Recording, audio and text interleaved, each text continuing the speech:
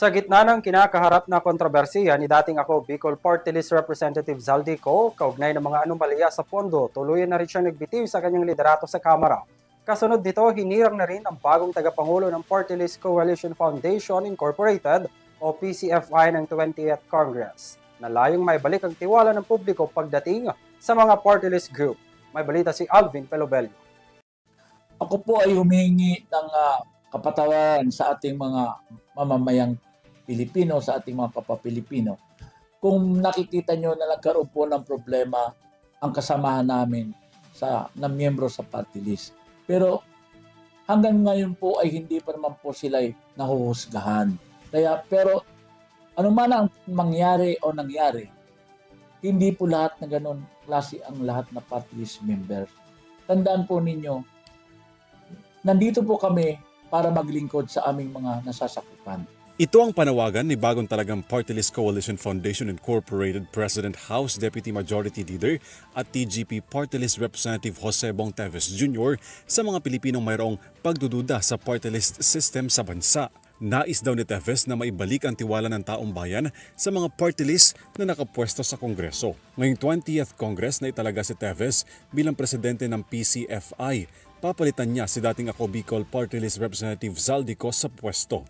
Ani Teves, sa gitna ng mga panawagan na i-abolish ang party list system, hinihikayat nito ang mga miyembro ng party list sa Kongreso na bumalik at manatili sa kanilang sektor na inirepresenta. Mababa ang pagtingin. Yung iba nga, pinupus tayo na i-abolish na ang party list system. Kaya ngayon, tulad ng sinasabi ko sa ating mga kapwa members ng party list, bumalik tayo sa basic. Kung ano ang nirepresent mo na sektor, balikan mo sila at kausapin mo sila at ipakita mo na talagang hindi sila nagkamali ng pagpili sa iyo bilang representative ng sektor na ginagampanan mo dito sa Kongreso. Sa gitna naman ng nagpapatuloy na investigasyon sa mga anomalyang flood control project sa bansa, nanawagan si Teves sa mga miyembro ng Party List Coalition na mangialam sa isyu ng bayan at magtulungan para sa mga programa ng pamahalaan at magsilbi ng tapat para sa mga Pilipino.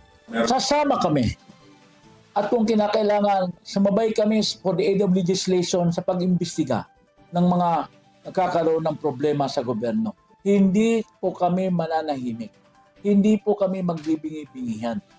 Kami po ay susuporta sa programa at gustong mangyaring imbestigasyon ng ating Pangulo.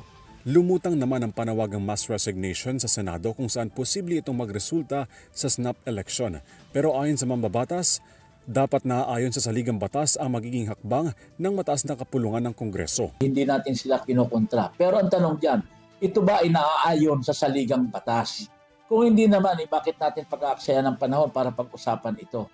Bilang bagong leader ng Party List Coalition, tiniyak din ng mambabatas na makapagbigay ng tulong sa mga Pilipino ang bawat miyembro ng koalisyon. Sa ngayon, nasa mahigit 6 na po ang miyembro ng Party List Coalition, kabilang na ang mga miyembro ng minorya sa Kamara na nagpahayag daw ng suporta sa liderato ni Teves. Para sa EuroTV News, Alvin Pelobello, sumasaludo sa bawat Pilipino.